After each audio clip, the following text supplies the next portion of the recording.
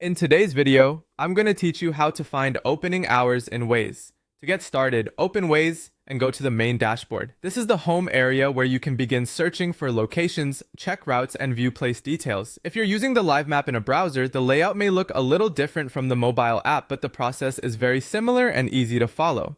Once you're on the dashboard, go to the driving directions section.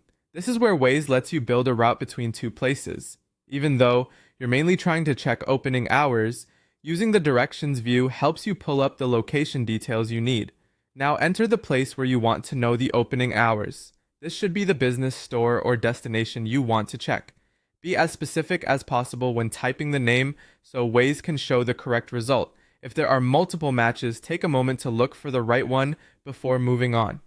After that, enter the starting point. This is the location you're traveling from. It can be your current location, a general area, or another place of your choice. Waze uses this to generate the route and display both ends of the trip clearly. Next, enter the destination. This should be the place you want to visit and the one you want to check for opening hours if that's your main goal. Once both locations are filled in, Waze will create the route and show the trip details on screen. To find the opening hours, look at the route information and then scroll down through the available place details. This part is important because the opening hours may not appear right away at the top of the page.